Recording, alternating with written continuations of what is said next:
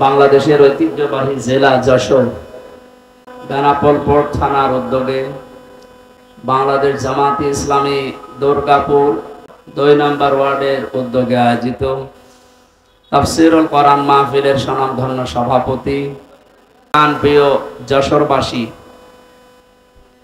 আল্লাহর দরবারে শুকরিয়া জানাচ্ছি, যিনি একটা বিশাল পাথর আমাদের বুকের উপর থেকে নামিয়ে দিয়েছেন। জবান খুলে বলেন আলহামদুলিল্লাহ। এটা যে একটা নিয়ামত, এটা মানেন তো? অনেকে এখনো পর্যন্ত নিয়ামত স্বীকার করতে রাজি না। তারা তো আসলে টের পায়নি, তারা তো বেহেশতে ছিল।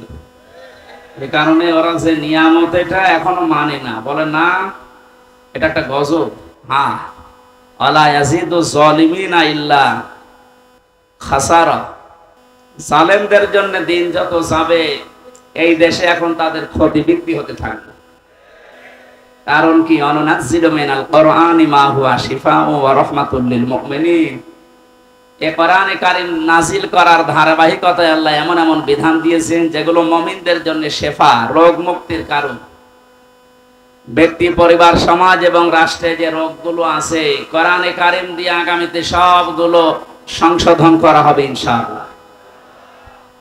বৈষম্য বিরোধী ছাত্র আন্দোলনে যারা শরীক হয়েছে, জীবন দিয়েছে, আহত অবস্থায় এখনো হাসপাতালে আছে প্রায় 2700-র উপরে আমি জানি। 1750-র উপরে প্রায় মারা গেছে এই দেশে। না, মারা যায়নি, শহীদ হয়েছে, মারা গেছে না। যে মানুষগুলো জীবন দিয়ে গেল অনেকে এখনো পর্যন্ত স্বীকার করে না যে এরা শহীদ।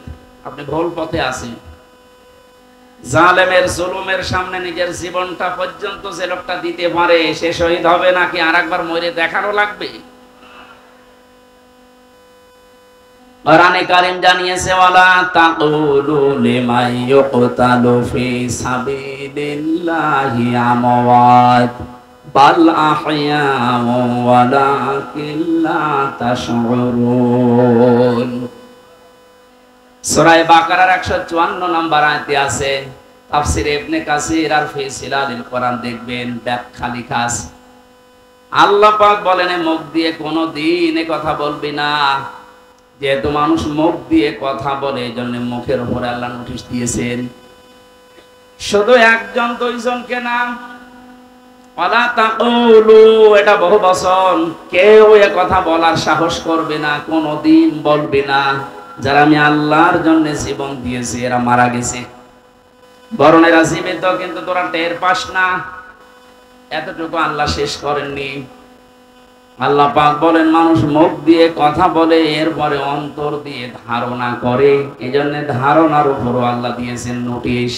ওয়ালা তাহসাবান্নাল্লাযীনা কুতিলু ফি সাবিলিল্লাহি আমওয়াতা বাল আহইয়াউন ইনদা রাব্বিহিম ইয়ারযাকুন। সূরা আলে ইমরানের 159 নম্বর 69 নম্বর আয়াতে আছে, রব্বুল আলামিন বলেন, ধারণাও করবে না কোনোদিন মনে মনে যারা শহীদ হয়েছে এরা মারা গেছে। না, এটা ধারণাও করা যাবে না। এত মর্যাদা আল্লাহ তাদেরকে দিয়েছেন। মাওলানা রবিউল ইসলাম, এখনই মরার দরকার নেই। যদি মরে, ঈমান নিয়েও যদি মারা যায়, এটা এখন যুবক মানুষ এখন বাঁচবে, সারের কথা বলি, এমনি কয়েকদিন পর মরে যাবে। উনি যদি ঈমান নিয়েও মারা যায়, কয়েকদিন আগে হজ করে এসেছে তো আলহাজ জাহাঙ্গীর আলম, প্রফেসর মানুষ, উনি যেন মারা যায় ঈমান নিয়ে মারা গেল, কবরে রেখে আসবেন, ঘুমিয়ে পড়বে, কিয়ামতের আগে উঠবে, এর আগে আর খবর নেই, এতটুকুই শেষ। কিন্তু শহীদ আবু সাইদ, শহীদ আল্লামা দেলাওয়ার হোসাইন সাইদি রহমতুল্লাহ আলাইহি 90 সালে এই ময়দানে তিনি একবার এসেছিলেন। এখন চলছে 24 সাল। এই 34 বছরের ভেতরে এখানে আর কোরআনের কথা এভাবে মনে হয় হয়নি।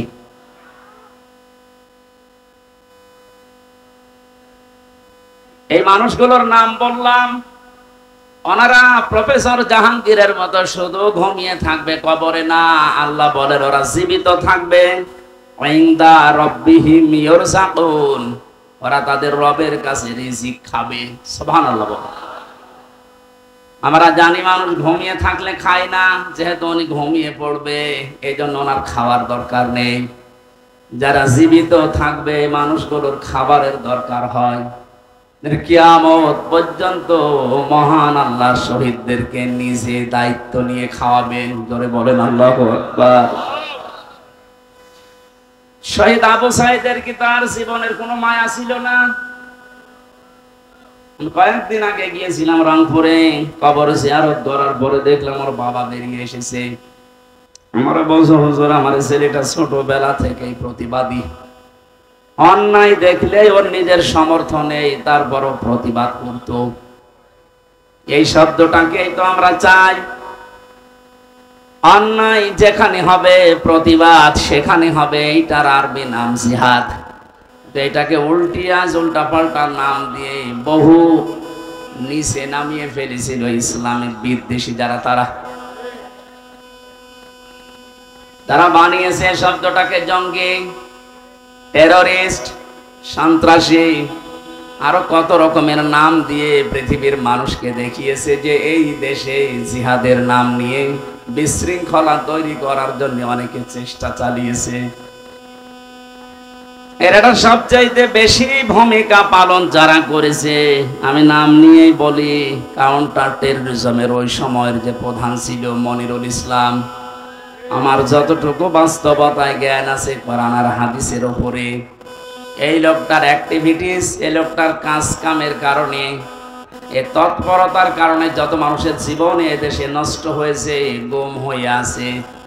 এখান থেকেও একজন গুম হয়েছে, রেজওয়ান। গুম এই শব্দটা শুনতে যদিও ছোট মনে হচ্ছে, এটা যে কত বড় ভয়ানক এবং বিপজ্জনক একটা শব্দ। যারা এখন দায়িত্বে আছেন এত কড়াকড়ি করেন, কিয়ামতের আগে যেন এই দেশে আর কেউ গুম না হয়। আর আমরা চাই এই গুম শব্দের সাথে যারা জড়িত ছিলেন একটাকেও যেন ছাড়া না হয়। কোথায় গেছে ওই মনিরুল? কে যেন সেদিন এক কানা লোককে দেখলাম, অন্ধ, গান বানিয়েছে। কোথায় কাদের কাকা? অন্ধ মানুষ। সুতরাং আমরা চাই এই গুমের সাথে যারা জড়িত ছিলেন, আয়না ঘর বানিয়ে যারা মানুষকে একদিন 2 দিন না 8 বছর 10 বছর পর্যন্ত, আমার মনে হয় যাদের ভেতরে অন্তত যারা পরিমাণেও মনুষ্যত্ব আছে, তারা কোনদিন আয়না ঘরের ভেতর থেকে পাহারা দিয়ে এসে নিজের বাড়িতে ঘুমানো সম্ভব না। আমি রিমান্ডে যে মাটির নিচে ছিলাম সেখানে ওরা রেখেছিল, আমার উপর যে অত্যাচার করতো, মাঝে মাঝে চিন্তা করতাম, আল্লাহ এরাও তো মানুষ, এরা বাড়ি যে স্ত্রীর কাছে থাকে কি করে, এতে তো ঘুম আসার কথা না। এরা নিজেরাই আমাকে বলতো আপনার কোনো দোষ নেই আমরা জানি, তারপরও আপনি এই করতেন আমার সাথে। কালো কাপড় দিয়ে চোখ বেঁধে, হাত পেছনে বেঁধে রেখে মাথায় দড়ি দিয়ে টাঙিয়ে রাখতেন, আর আপনি বাড়ি যে ঘুমাতেন, আপনার ঘুম আসতো কি করে? তার মানে মনুষ্যত্বের যারা পরিমাণ একটা কিছু ছিল না, এরা মানুষের বাইরে চলে গেছে। আমার সাথে ভালোবাসতো আমাকে, তাই যদি এই করে যাদেরকে ওরা দেখতেই পারে না, মাঝে মাঝে বলতো, হুজুর আপনার ওয়াজ শুনি আমরা। ওরে শয়তান, কিসের ওয়াজ শুনিস তুই?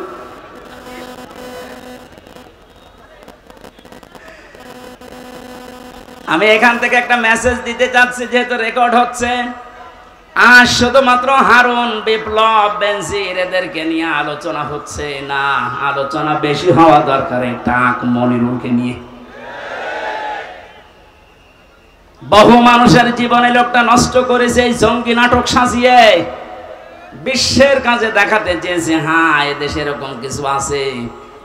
2 টাকা খরচ হলে সেখানে 20 টাকা রাষ্ট্রের খরচ করেছে। এই লোকটা শাস্তি হওয়া দরকার। নয়তো সামনে এরকম বহু শয়তান উৎপত্তি আছে, ওরা এসে আবার এটা চালু করবে। একে যদি সেভাবে শাস্তি দেওয়া দরকার ওইভাবে দেওয়া যেত, সামনে যে অন্যায় হবে বলে আশা করছি বন্ধ হয়ে যেত। কথা বলেন ঠিক কিনা? আমার মনে হয় আয়না ঘরটা একেবারে বিলুপ্ত না করে রেখে দেওয়া দরকার। তাম পৃথিবীর মানুষেরা কিয়ামত পর্যন্ত এই পৃথিবীতে যারা আসবে, বাংলাদেশে যারা দেখতে আসবে, এরা যেন দেখে বোঝে যে এই দুনিয়ায় বাংলাদেশ নামক যে দেশ ছিল, এ দেশে একটা জালেম ছিল। 1628 জন মানুষ দায়িত্বে ছিল, তার ভেতরে একজনের হাত খোলা ছিল, আর বাকি 1627 জন মানুষের হাত সব বাঁধা ছিল। গত কয়েকদিন আগে আমার যত মামলা ছিল সব ঢিসমিস হয়ে গেছে, সব বেকসুর খালাস দিয়ে দিয়েছে। আমি মনে করলাম মাননীয় আদালতকে প্রশ্ন করে যে মাননীয় আদালত, এই মামলা তো 3 বছর আপনার কাছে ছিল,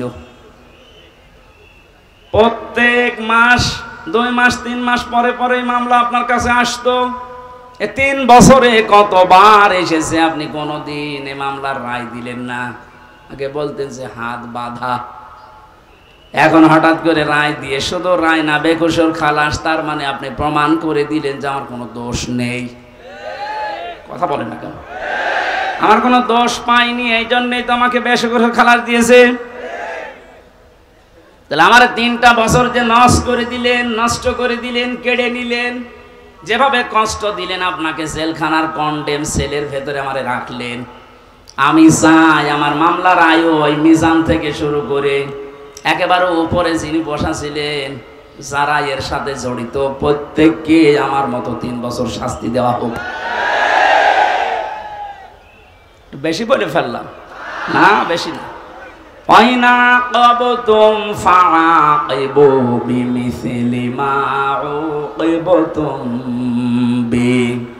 যতটুকু অত্যাচারিত তুমি হও, ওই পরিমাণে যদি করো কোনো গুনাহ নেই। আমি তো এইটাই চাচ্ছি। আপনি আমার উপরে যা করেছেন, আমারটা আমি বললাম, ব্যারিস্টার আরমানের উপরে যা করেছেন 8 বছর, আমাকে তো 1 তালা মাটির নিচে নিয়েছিলেন, আর ওরে নিয়েছে 3 তালা মাটির নিচে। আজান কি, দিন কখন রাত কখন আমরা জানতাম না, আন্দাজে ইশারায় নামাজ পড়তাম।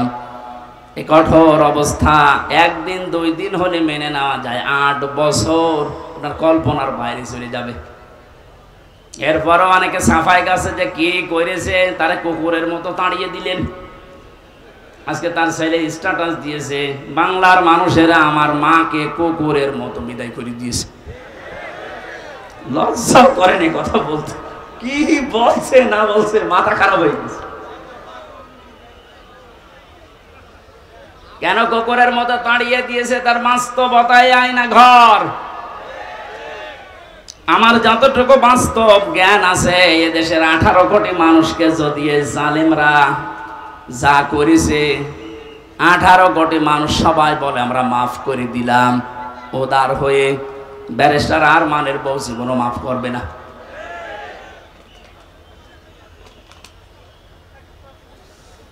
যে লোকটা নিজের জীবন এভাবে দিয়ে শাহাদত বরণ করলেন, বাংলার হাজার হাজার মানুষকে মুক্ত করার জন্য মুখ খুলে কথা বলা, বুক ফুলিয়ে বেড়ানো, এই সুযোগ যিনি করে দেওয়ার জন্য উৎসাহ দিলেন শহীদ আবু সাইদ, তাকে পর্যন্ত অনেকে শহীদ বলতে রাজি না, বোঝো আত্মহত্যা করেছে।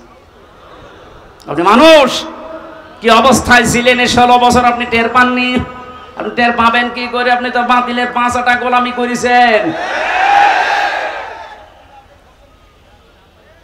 আমাকেও বলেছিল কুষ্টিয়া ভার্সিটিতে, ওলামা লীগের সেক্রেটারি তোমারে বানাবো, শুধু আমাদের উন্নয়নমূলক কাজগুলো তুলে ধরবা।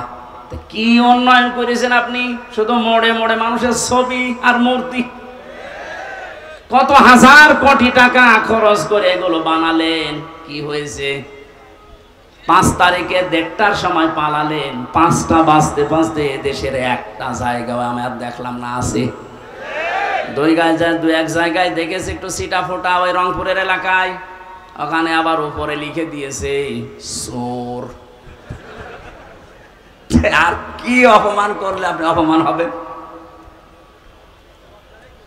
এখনো পর্যন্ত যদি কেউ জালেমের সাফাই গান আর এই মাজলুমের পক্ষে কথা না বলেন, আপনিও আর এক জালেম। শহীদ আবু সাইদ যেটা করে দেখিয়েছে, শহীদ মুগ্ধ ভাই, ইয়ামেন ভাই, রায়হান ভাই, 1750 উপরে জীবন দিয়েছে এই দেশে 5 তারিখের আগ পর্যন্ত। যারা এগুলো জীবন দিয়ে গেল, উৎসাহ দিয়ে হাজারো মানুষকে, লক্ষ মানুষকে রাস্তায় নামিয়ে জালেমকে বিদায় দিল। আল্লাহ প্রত্যেককে শাহাদতের সর্বোচ্চ মাকাম যেন দান করে। কোনদিন কথা বলবেন না ওরা মারা গেছে, ধারণাও করবেন না। বৈষম্য বিরোধী ছাত্র আন্দোলন করতে গিয়ে যে 9 দফা আমি দেখতে পেয়েছিলাম, এর 2 নাম্বার যে দফা ছিল রাষ্ট্র সংস্কার করবে, তারা শুরু হয়ে গেছে অলরেডি। আমরা আহ্বান জানাবো যারা দায়িত্বে আছেন, ইমিডিয়েটলি সকাল আসতে আসতে যেন শনি বাংলার 1628টা চেয়ারের আগের কেউ নেই, সব নতুন এসেছে। এটা এত জরুরি এখন, কারণ এগুলো সব ছিল জালেমদের দোসর। জালেমের একা অত ক্ষমতা ছিল না, এগুলো সব সাহায্য করেছে। যতগুলো কারাগারে আলেমদেরকে সব চাইতে বেশি শাস্তি দিয়েছে, তার ভেতরে কাশিমপুরের হাই সিকিউরিটি এইটা। এরা হুজুর দেখলে, আলেম দেখলে, একামতের দিনের লোক দেখলে ওদের বৃদ্ধি বেড়ে যেত। অন্যান্য মানুষ মার্ডার করে এসেছে, তারা সারাদিন ঘুরে বেড়ায়। আর আমার মূল্যচুরি মামলা 24 ঘন্টা ফাঁসির কন্ডেম সেলের ভেতরে তালা লাগিয়ে রাখে, এরপর আবার সিসি ক্যামেরা দিয়ে রাখে, আমার সাথে কেউ যেন কথা না বলে। এমনি মুখ দিয়ে কথা বের হচ্ছে, ভেতরে কত জ্বালা বলেন তো আমার। আমি আহ্বান জানাবো, 1,10,000-এর উপরে এখনো পর্যন্ত বাংলার বিভিন্ন কারাগারে মানুষ বন্দী আছে। এর ভেতরে আমার মনে হয় 100 জনের 70 জনই তার মামলা সম্পর্কে আমার মতো জানি না। আমি যেমন 3 বছর পরে মুক্তি পেয়েছি, ওরাও দেখবেন 3-5 বছর 10 বছর পরে এমনি মুক্তি পেয়ে যাবে। শেষে প্রমাণ করবে আদালত যে এ নির্দোষ, কোনো দোষ পেলাম না। তাহলে 10 বছর নষ্ট করলেন কেন? আমার যে ধারণা, বাস্তবে আমার মনে হয় যত মানুষ বেকসুর খালাস পাবে, এর সাথে যেই পুলিশ জড়িত, যেই কর্মকর্তা জড়িত, যেই বিচারপতি জড়িত, এতদিন আপনি রায় দিলেন না কেন? বলেন আমার হাত বাঁধা। হাইকোর্টের বিচারপতি যদি বলে আমার হাত বাঁধা, চেয়ারে বসার দরকার কি? ভ্যান চালিয়ে খান। যেহেতু 1628 জনের মাত্র একটা হাত খোলা ছিল, বাকি সব বাঁধা ছিল। আমার বিচারপতি আমার এই কথাই বলতো, হুজুর কি করব, এতদিন হাত বাঁধা ছিল, এখন হাত খুলে গেছে, এজন্য কোনো কিছু দেখতে পাই না। আমার মামলাটা এভাবে দেখার পরে বলছে, কি নিয়ে বিচার করব, কোনো মাল নেই, দা খালাস দিয়ে দিলাম। ওনার যেমন হাত খোলা, এখন ন্যায় বিচার করার সাহস পাচ্ছে, শক্তি পাচ্ছে। সারা দেশে যত চেয়ার আছে, কারো হাত আমরা বাধা দেখতে চাই না, সব খোলা দেখতে চাই। কালকে আমার রাতে ছিল চৌগাছা, ওসি সাহেব এসে আমার সাথে খাবার খাবে বলে আকাঙ্ক্ষা পেশ করেছে, আমি খাবার খাবো। দেখা করার পরে বলছো, হুজুর আমি আপনাকে থানায় এই কয় বছর আসতে দেইনি, আমারে মাফ করে দেন, আমার কিছু করার নেই, আমার হাত বাঁধা ছিল। শুধু এই ওসি না, এদেশের 1628 জন যে বলছে, আমি হিসাব করে করে দেখেছি, 64 জেলার 64টা ডিসি, এসপি, এএসপি, টিওনো, ওসি, এমপি, মন্ত্রী, উপজেলা চেয়ারম্যান, মেয়র, এগুলো হিসাব করে মিলাবেন, দেখবেন কলম খাতা দিয়ে 1628 জন হবে। এই মানুষগুলো এখন সব যেহেতু হাত খোলা, আমরা চাই যে এদের হাত কিয়ামতের আগে যেন আর কেউ বেঁধে দিতে না পারে, তাহলে ন্যায় বিচার কায়েম হবে। আর পরিপূর্ণ যদি দেখতে চান তাহলে কোরআন লাগবে। কথা বলেন না কেন? অনেকে প্রশ্ন করে, কয়েকদিন আগে আপনি সিঙ্গাপুরে, মালয়েশিয়া গেলেন, ওখানে তো কোরআনের আইন চলে না, তো ওখানে তো ন্যায় বিচার আছে। হ্যাঁ আছে, 100% নেই। ওরাও আন্দাজের উপরে মানুষের কথা শুনে অনেক অবিচার করে, আমি নিজে দেখেছি। কারণ ন্যায় বিচার কায়েম করার জন্য এইটার বিকল্প পৃথিবীতে কিছু নেই। অমান হাকামা বিহি আদালা, যারা কোরআন দিয়ে বিচার করে এরা ন্যায় বিচার কায়েম করতে পারে। সুতরাং পৃথিবীর যেখানে এইটা কায়েম না হবে 100% আপনি ন্যায় বিচার পাবেন না। 53 বছর তো দেখতে পেলেন, এই যে মাওলানা আজিজুর রহমান মুরব্বী বসে আছে, 53টা বছরই হয়তো উনি দেখেছে, ওনার বয়সটা দেখছি, বাবা চালিয়েছে উনি দেখেছে, স্বামী চালিয়েছে উনি দেখেছে, চাচা চালিয়েছে উনি দেখেছে। আমার যেহেতু 92 সালে জন্ম, চাচা পর্যন্ত মনে হয় আমি পাইনি, কিন্তু ববুরটা আর ভাবিরটা তো দেখলাম। এই কথা বলছে না কেন? 53 বছরে কি হয়েছে সব দেখতে পেলাম, বিশেষ করে এই 2 ট্রাম। কাঙ্ক্ষিত মানের কি আসে তা তো সবই দেখেছি, কারণ মুখে মুখে খালি বুড়ি উড়িয়েছে, উন্নয়নের মহাসড়কে দেশ চলছে। এজন্য আহ্বান জানাচ্ছি, এখন শুধু বাকি আছে এইটা দিয়ে দেশ চললে কেমন দেখা যায়। এটা দিয়ে যেন বাংলার 56,000 বর্গ মাইল চলে, আর কেমন দেখা যায় এটা দেখে মরার খুব ইচ্ছা আমার। কার কার ইচ্ছা আছে এটা দেখতে হাত তোলেন তো, লিল্লাহে তাকবীর। এই আন্দাজ হাত তুলবেন না, সামনে কিন্তু আসছে এটা দেখার। লিল্লাহে তাকবীর।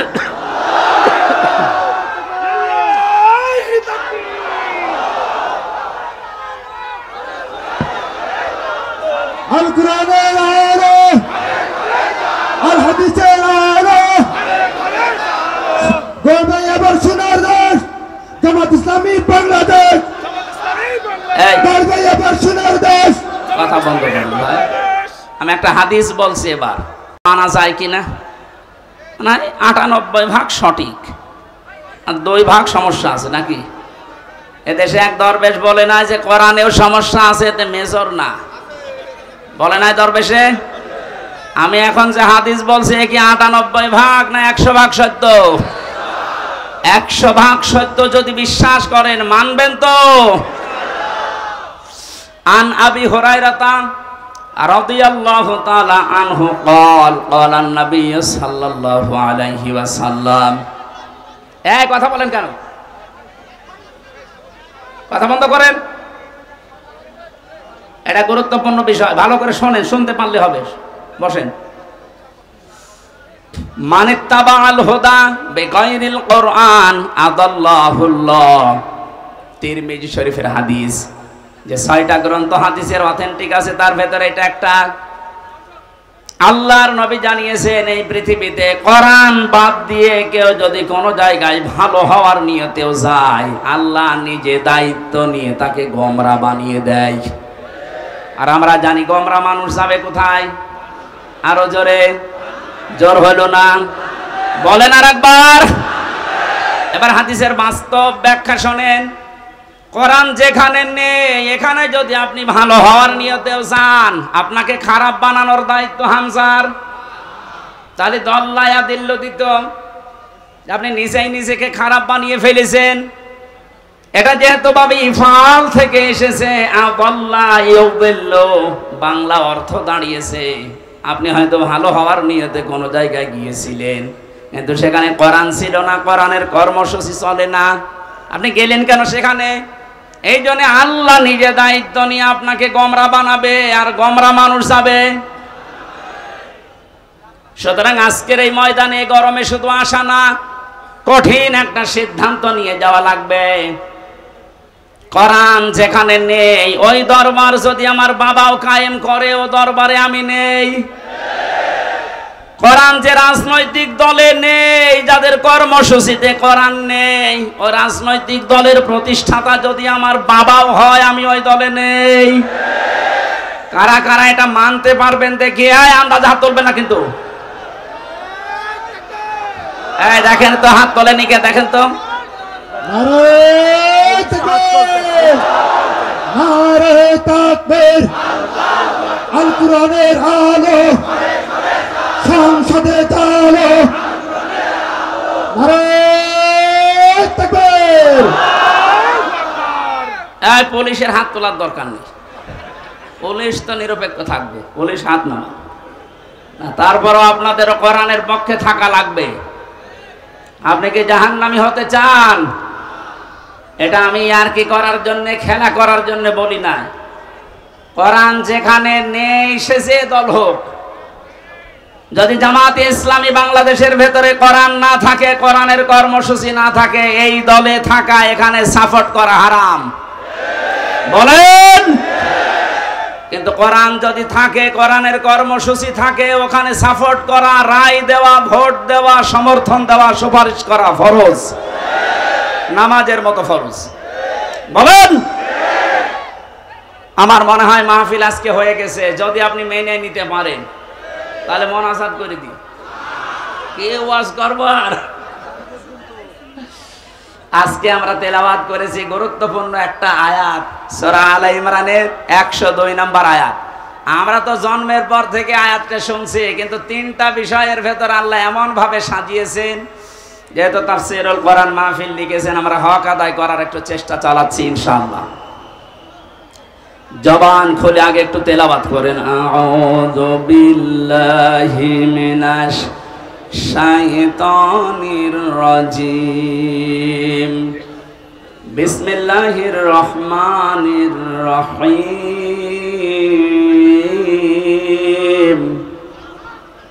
ইয়া আইয়ুহাল্লাযীনা আমানু তাকুল্লাহা হাক্কা তুকাতিহি ওয়া লা তামুতুন্না ইল্লা ওয়া আনতুম মুসলিমুন।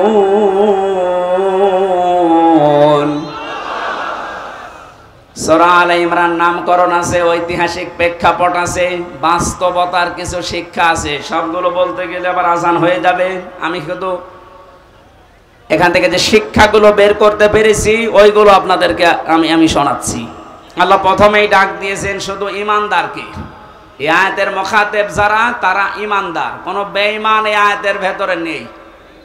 এখানে যদি কোনো বেঈমান থাকেন আপনি চলে যান। দেখেন তো কোনটা যাচ্ছে না, এটা না। বেঈমানের আর ঈমানের কি পার্থক্য? মানে আমি যে ঈমানদার এটা বোঝা যাবে কখন? ইযা সাররাতকা হাসানাতুকা ওয়া সাআতকা সাইয়্যাতুকা ফাআনতা মুকমিন। সাহাবী প্রশ্ন করলেন, হে নবী, আমার যে ঈমান আছে আমি কিভাবে টের পাবো? বিশ্ব নবী বলেন, যখন তোমার ভালো কাজগুলো তোমাকে আনন্দ দেবে, অন্যায় কাজ দেখলেই তোমার কষ্ট লাগবে, তখন বুঝবে যে তোমার ঈমান আছে। ও বেনাপোলবাসী, এই বেনাপোলে এমনও মানুষ আমি পেয়েছি, ভালো কাজ দেখলে করলে ওর আনন্দ লাগে না, কষ্ট লাগতো। এই ময়দানে এনামুল হাসান আমার মাহফিল নিয়েছিল। এখানে যিনি ওই সময় দায়িত্বে ছিল, কি অপূর্ব নাকি নাম যেন, সে যে হাসান হোক, এতটুকু মনে আছে আমার। লোকটা আমার নিজে জানিয়েছে, আপনি যেন যশোর পার হবেন না, মনে হচ্ছে দেশ ওর বাবার। এখন মামলা খেয়েছে, এখন টের পাচ্ছে। ওর যে অন্যায়ের ফেরেশতা দেখলাম, ফেরেশতা যদি ওরে ধরে ওর বাপ বলার সময় দেবে না।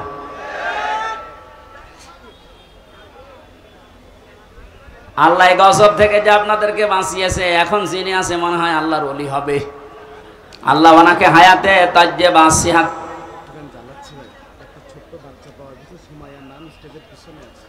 একটা ছোট বাচ্চা পাওয়া গেছে সুমাইয়া, স্টেজের পেছনে আছে। যদি কারো হয়ে থাকে, মাইকের আওয়াজ যাচ্ছে যত দূর, ওখান থেকে নিয়ে যান।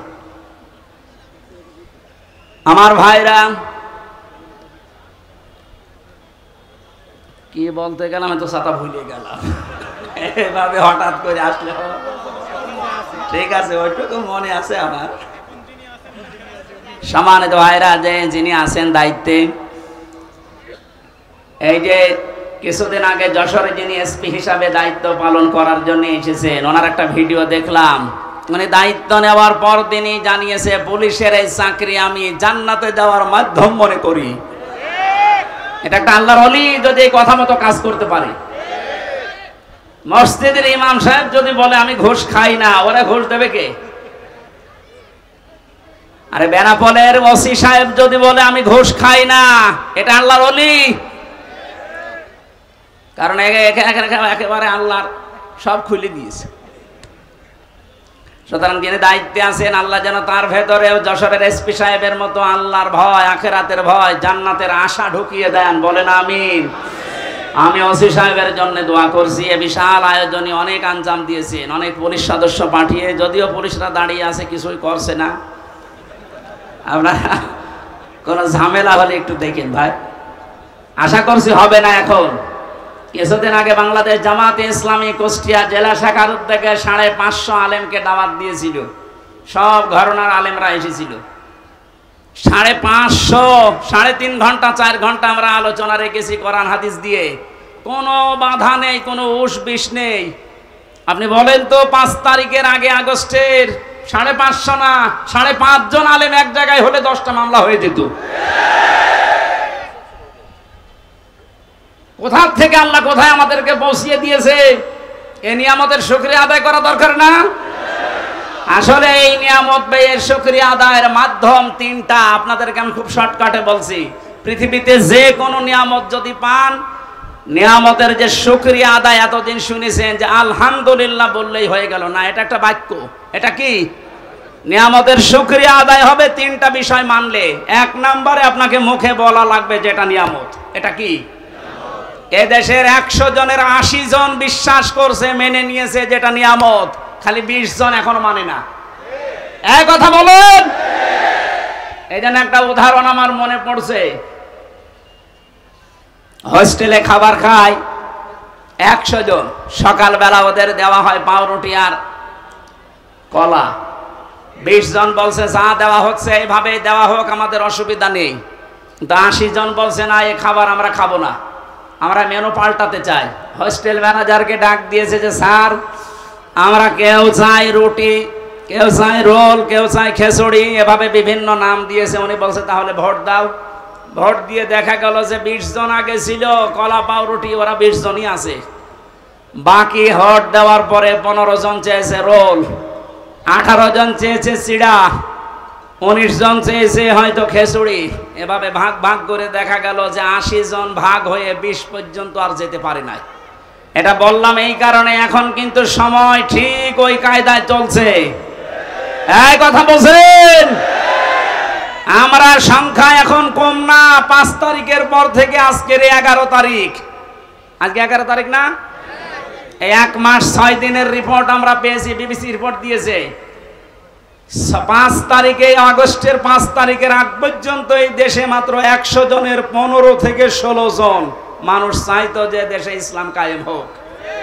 কিন্তু 1 মাস 6 দিনের ব্যবধানে গতকালকের রিপোর্ট, এই দেশে এখন 41 জন, কয়েকদিন আগে 36 জন ছিল, এখন 100 জনের 41 জন মানুষ চাচ্ছে যে এই দেশে ইসলাম কায়েম হোক। এভাবে যদি কিছুদিন যেতে থাকে, আপনি দেখবেন 51% মানুষ যদি চায় যে দেশে আল্লাহর আইন দিয়ে চলুক, কোন মহারথী আর বাধা দিয়ে ঠেকাতে পারবে না ইনশাআল্লাহ।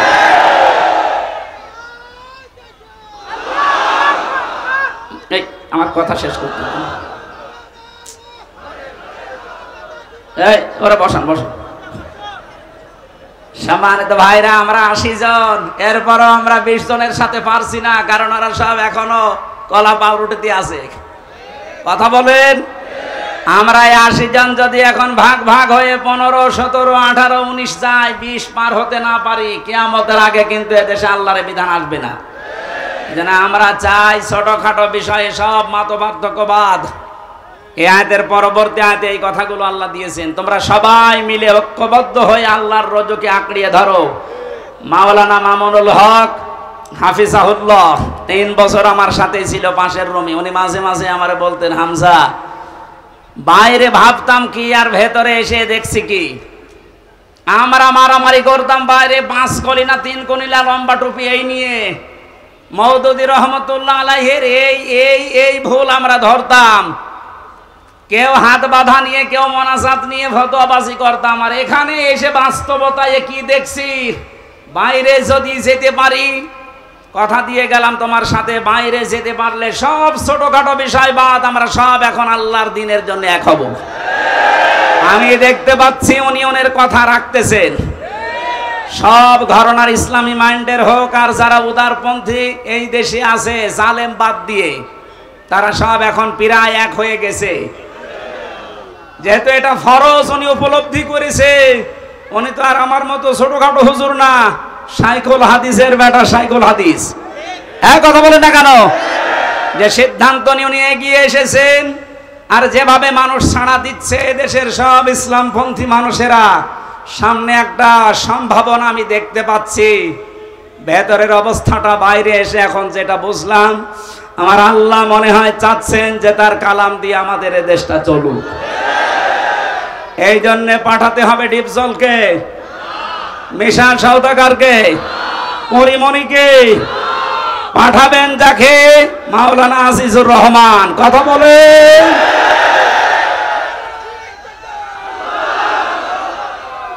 এই একটু চুপ কর। সেদিন সিরাজগঞ্জে যাবার পরে আমি নেতৃত্বের গোনা বলি 8টা, এর উপরে কথা বলেছিলাম। এক জালেম এসে বলছে, হুজুরে ওয়াজ হচ্ছে না রাজনীতি হচ্ছে? এইটাই আসল ওয়াজ। এতদিন পর্যন্ত আমাদের আদর্শ ঠিক করতে পারি নাই, এই কারণে মাথার উপরে যাদের ঝড়ি ছিল আমাদের পর্যন্ত আসি না। রাসূলুল্লাহ আবু জাহেলের মাথা থেকে, আবু লাহাবের মাথা থেকে খাদ্যের ঝড়ি যখন আবু বকরের মাথায় দিয়েছেন, ওমরের মাথায় দিয়েছেন, এতদিন যারা খাবার পায়নি এখন খাবারের অভাব হয়নি। ঝড়ি তো একই ছিল, শুধু মানুষ পাল্টিয়েছে। কথা বলেন ঠিক কিনা? আমরাও তো ঝড়ি ঠিকই আছে, শুধু পাল্টিয়ে চাকলাদার মার্কা লোককে বাদ দিয়ে আমরা আজিজুর মার্কা লোক চাই। ঝড়ি ঠিকই থাকবে, খাবারের অভাব হবে না ইনশাআল্লাহ। আপনি কি বেশি বলে ফেললাম? না না, কিসের বেশি, কম হয়ে গেছে। আমি যেটা বিশ্বাস করছি কোরআন পড়ে কোরআন দেখে, সেইটাই আমি জানাচ্ছি। খালি ঝড়ি পাল্টিয়ে দেন, এদেশে কোনো কিছুর অভাব নেই, শুধু সৎ নেতৃত্ব আর যোগ্য বন্টনের অভাব। এই কারণে আমরা খাবার পাই না। এগুলো ফিরিয়ে দেন, দেখেন কি হয়। আপনাদের এলাকা তো সাক্ষী, মাওলানা রিয়াসাত আলী। এক কথা বলছে না কেন? এই পাশের থানায় ছিল কে? মুহাদ্দিস আবু সাইদ। এর চাইতে জ্বলন্ত সাক্ষী আর কি চান? দিয়ে দেখেন তো এরকম মানুষকে। আমি কথা দিয়ে যাচ্ছি, যদি যা বলছি না মেলে, আমি জীবনে মাহফিলে আর কোরআনে কথা বলবো না, আপনাদের মতো হয়ে যাব। জান,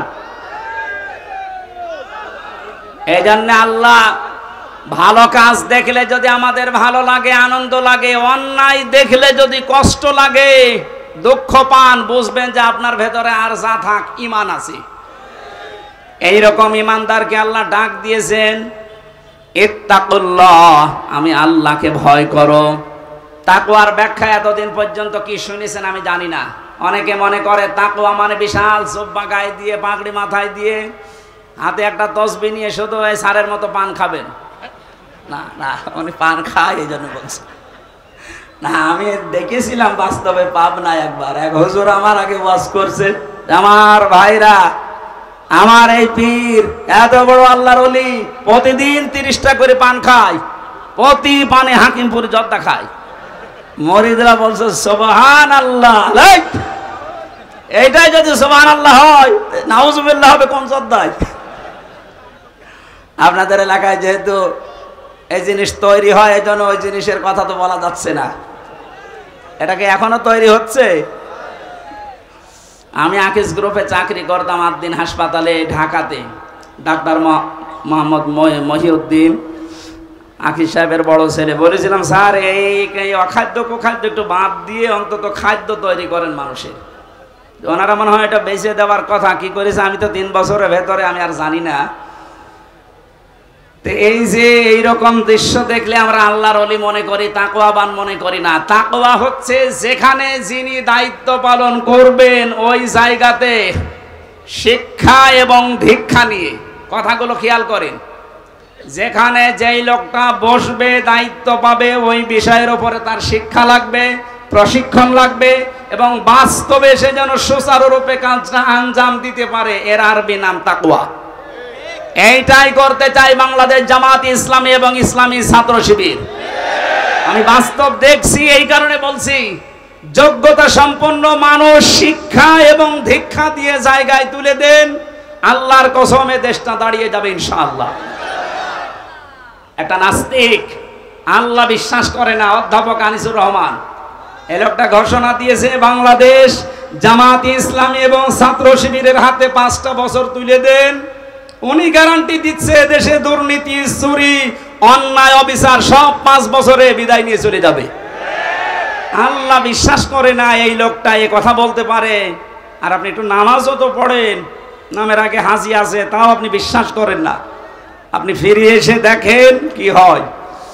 আমার বংশের 100 জনের 98 জন ছিল এই জালেমের পক্ষে।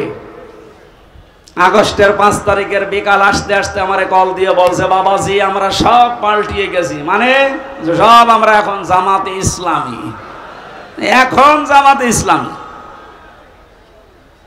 ওরা বুঝে ফেলেছে যে জালেমরা এই পৃথিবীতে আর প্রতিষ্ঠিত হতে পারবে না, কারণ আমরা 80 জন, ওরা মাত্র 20 জন। এই কথা বলেন না কেন?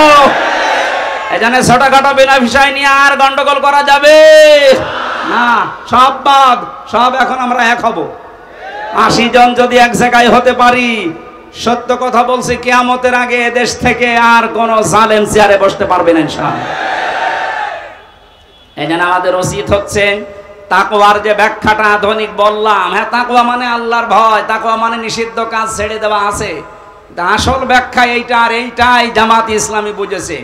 এজন্য যোগ্যতা সম্পন্ন মানুষ তৈরি করা, শিক্ষা দেওয়া, প্রশিক্ষণ দেওয়া, ওই জায়গা চালানোর মতো কোয়ালিটি তৈরি করে বসিয়ে দেওয়া, এটা যদি সত্যি আমরা করতে পারি, এই তাকওয়া, আল্লাহ কি জানিয়েছেন? ওয়ালাউ আন্না আহলাল কুরা আমানু ওয়াত্তাকাউ লাফাতাহনা আলাইহিম বারাকাতিম মিনাস সামাই ওয়াল আরদ। আল্লাহ বলেন আমার উপরে ঈমান আনার পরে যদি তাকওয়া অবলম্বন করতে পারো, তার মানে এইভাবে যেভাবে প্রশিক্ষণ দিয়ে 3 মাস 6 মাস 1 বছর পরে পরে খুঁটি বানায় এক একটা, এভাবে যদি তৈরি করে নিতে পারো, আমি আল্লাহ গ্যারান্টি দিচ্ছি লাফাতাহনা, লামে তাকিদ, সুপারলেটিভ ডিগ্রি, এটা যত রহমত বরকতের দরজা আকাশ জমিনে আছে আমি আল্লাহ সব খুলে দেব। জোরে বলেন সুবহানাল্লাহ। এটা আমরা দেখতে চাই না, চাই না? লাফাতাহানা দিয়েছেন আল্লাহ, আল্লাহর গ্যারান্টি মিথ্যা মনে হয়? বলেন 100 ভাগ বিশ্বাস করে আল্লাহর কোরআনের এই সূরা আনআমের না আরাফের 96 নম্বর আয়াতটা আল্লাহ যখন গ্যারান্টি দিলেন ঈমান আছে তোমাদের, এই অনুযায়ী তাকওয়া অবলম্বন করো, যোগ্য ব্যক্তি তৈরি করে যোগ্য জায়গায় তুলে দাও, আমি আল্লাহ পাকেই 2টা শর্ত দেখলে আকাশ আর জমিনের বরকতের দরজা খুলে দেব। কত হাজার কোটি টাকা পাচার হয়েছিল, 4 ভাগের 3 ভাগ ফেরত আসতেছে ইনশাআল্লাহ। যারা দায়িত্বে আছে এই মানুষগুলো যদি এই করতে পারে, যাদের ভেতরে 100 ভাগ তাকওয়া, ডক্টর আইনাতুল্লাহ আব্বাসী কয়েকদিন আগে ঘোষণা দিয়েছে, তাকওয়াবান মানুষগুলো যদি সত্যি চেয়ারে বসতে পারে, শুধুমাত্র টাকা যা পাচার হয়েছে এগুলো না, যারা এখনো বন্ধ করে রেখেছে ওইগুলো আল্লাহ ফেরত নিয়ে এসে দেবে ইনশাআল্লাহ। এক দরবেশের দিকে তাকিয়ে দেখলাম 36,000 কোটি টাকা ঋণ করিস। দরবেশের অবস্থা যদি এই হয়, যারা ধরবেশ এদের অবস্থা কোন জায়গায়? সব কয়টা বিভাগেরা এমন জায়গায় পৌঁছিয়েছিল, শয়তান দেখে হাসতো যে আমি আর কি শয়তানি করবো, এর তো আমার চাইতে বড় শয়তান। এই জন্য তাকওয়ার আমি এখানে 9টা ব্যাখ্যা পেয়েছি, সংক্ষেপ করছে, আপনারা একটু তাফসিরে ফি জিলালিল কোরআনটা একটু দেখবেন। এটা আমি জেলখানায় থাকতে বেশি বেশি স্টাডি করেছিলাম, এই জন্য রেফারেন্সগুলো এখান থেকে বলা হয় বেশি। ওয়ালা তামুতুন্না, মৃত্যুবরণ করবা না, ইল্লা ওয়া আনতুম মুসলিমুন, যতক্ষণ মুসলমান হতে না পারো। এই ঘোষণা কার? আরো জোরে বলেন। মুসলিম শব্দটা ইসলাম থেকে, সিলমন থেকে এরকম ভাগ ভাগ করে এসেছে। এই পৃথিবীতে যে ইসলাম আমরা বলি এটা 2 প্রকার। ইসলাম কয় প্রকার? আরো জোরে বলেন। একটা ইসলাম হচ্ছে প্রাকৃতিক ইসলাম, আর একটা হচ্ছে শারঈ ইসলাম। প্রাকৃতিক ইসলামে যে আম গাছে আম ধরা, সূর্য যেদিকে উঠতেছে তৈরি হওয়ার পর থেকে কিয়ামত পর্যন্ত ওইভাবে ডুবতে থাকবে, এটা প্রাকৃতিক। এটা কি? এইটার দায়িত্ব আল্লাহ মানুষকে ছেড়ে দেয়নি। সারা জীবন চেষ্টা করলেও আপনি আম গাছে তাল ধরাতে পারবেন? কারণ এই নিজাম, এই নিয়মটা কার বলেন তো? আল্লাহ এটা কায়েম করে দিয়েছেন, কিয়ামত পর্যন্ত থাকবে। কিন্তু শরীয়ত ইসলাম যেটা কাগজে আল্লাহ দিয়েছেন, এই যে কোরআনের কাগজে, হাদিসের কাগজে, এই কাগজের ইসলাম জমিনে দাঁড় করানোর জন্য আল্লাহ পাক নিজে দায়িত্ব নেননি, এটা আমাদের উপরে ছেড়ে দিয়েছেন। এর আগেও আল্লাহ নেয়নি, এখনো নিচ্ছেন না, ভবিষ্যতেও নেবে না। হ্যাঁ, আমাদের অ্যাক্টিভিটিস দেখে আল্লাহ আমাদের হাতে তুলে দেবে। ইন্নাল্লাহা লা ইউগায়্যিরু মা বিকাওমিন হাত্তা ইউগায়্যিরু মা বিআনফুসিহিম। যতক্ষণ পর্যন্ত কোন জাতি নিজের ভাগ্য পরিবর্তনের চেষ্টা না চালায়, ততক্ষণ আল্লাহ ভাগ্য পরিবর্তন করে দেয় না। এ কথা মানেন তো? সময় সুযোগ যখন এসেছে, আমাদের ভাগ্যকে আমাদেরই পাল্টাতে হবে। এই কাগজের ইসলামকে জমিনে নিয়ে আসা লাগবে ইনশাআল্লাহ। বলেন, এটা যদি সত্যি জমিনে ইজহার হয়ে যায়, মান করাল কোরআনা ফাস্তাজহারাহু, যে ব্যক্তি কোরআন পড়ে আর কোরআনকে বিজয়ী করার চেষ্টা করে, ফাহাল্লা হালালাহু ওয়া হাররামা হারামাহু, এর হালালকে হালাল, হারামকে হারাম জেনে ছেড়ে দেয়, আদখালাহুল্লাহুল জান্নাহ, নবীজি বলেন আল্লাহ তাকে জান্নাতে দিয়ে দিয়েছে। বলেন আল্লাহু আকবার।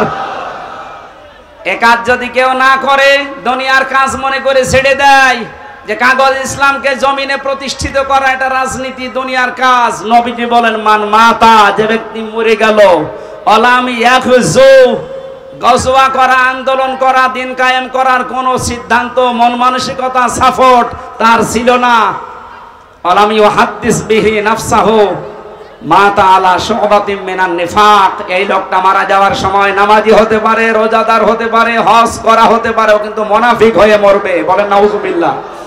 আল্লাহ আমাদের হেফাজত করুন। প্রচন্ড গরম, এক আর রাতের মাহফিল শেষ শ্যামনগরে, এই জন্য খুব তাড়াতাড়ি করছি। এত গরমে আমারও সহ্য হচ্ছে না। আগামীতে নিয়ে আসলে রাতের বেলায় নিয়ে আসেন, এসার পরে তুলে দেন, আমরা কয়েক ঘন্টা কথা বলবো। রহিতা আছে, এই সারের গ্রামে আছে কিছুদিন পরে, 8ই ডিসেম্বর রহিতা মনিরামপুরে, এখানে যাবেন, এসার পরে উঠবো ইনশাআল্লাহ। না, খুব কষ্ট হচ্ছে। আল্লাহুম্মা আমিন। লা ইলাহা ইল্লা আনতা সুবহানাক ইন্নী কুনতু মিনাজ জালিমিন। এই মাথাটা নিচু করেন, মাথা নিচু করেন, চক্ষু বন্ধ করেন। মা বোনেরা সহ যে যেখানে আছেন, আমার 100% বিশ্বাস হচ্ছে আজকের মোনাজাত কবুল হবে ইনশাআল্লাহ। মাথা নিচু করেন, মাথা নিচু করেন, চক্ষু বন্ধ করেন, জীবনের অপরাধগুলো স্মরণ করুন।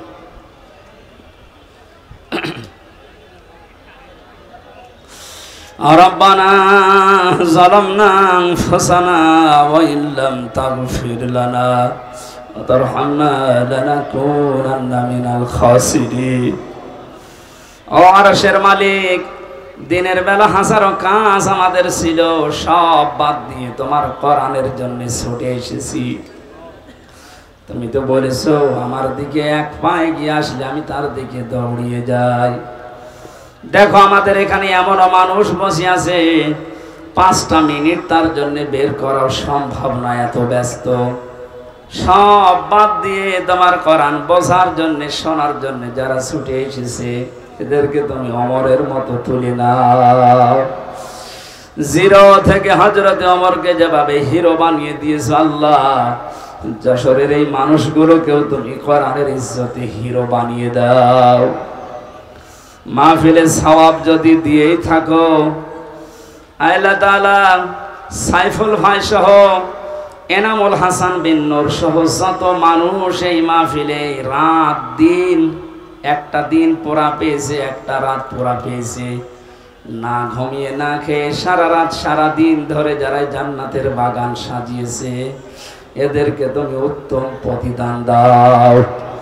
যারা স্বেচ্ছাসেবকের দায়িত্ব পালন করছে আল্লাহ, যে প্রশাসনের ভাইগুলো আজকে দায়িত্ব পালন করেছে, এদেরকে যে মা পেটে নিয়েছে, মায়ের পেট তুমি খাদিজার মতো বানিয়ে দাও। হাজার হাজার লক্ষ লক্ষ মা বোনেরা এখানে বসে আছে পেছনে, আইলেদেরকে তুমি আয়েশার মতো, ফাতিমার মতো বানিয়ে দাও। অনেকের এমন রোগ আছে মানুষের কাছে বলতেও পারে না, তোমার কাছে বলছে আল্লাহ তুমি শুনতেছো। যাদের যে রোগ দিয়েছো আল্লাহ শেফায়ে কামেলা জেলা নসিব করে দাও।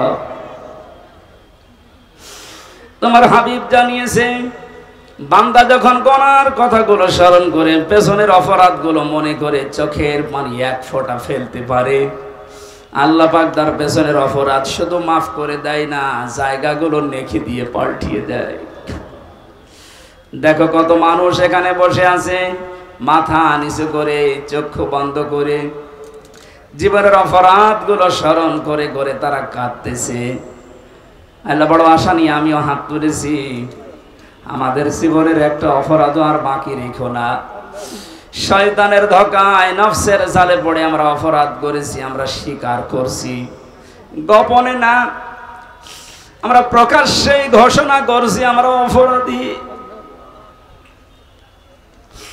আমরা অপরাধী, আমরা স্বীকার করে নিলাম। আল্লাহ আদম নবী আমাদের আদি পিতা, তিনি অপরাধ স্বীকার করেছিলেন, তুমি মাফ করে দিয়েছো। শয়তান অপরাধ স্বীকার করার পরে স্বীকার করে নাই, অপরাধ করার পরে জন্য তুমি মাফ করো নাই। আমরা শয়তানের মতো না, আমাদের বাবা আদম নবীর মতো আমরাও মাথা নিচু করে ক্ষমা চাচ্ছি। আল্লাহ সত্যি আমরা অনুতপ্ত, আমরা অনুশোচনা করছি, স্বীকার করছি সবার সামনে আমি হামজা অপরাধী, আল্লাহ তুমি মাফ করে দাও। আস্তাগফিরুল্লাহাল্লাযী লা ইলাহা ইল্লা হুয়াল হাইয়ুল কাইয়্যুম।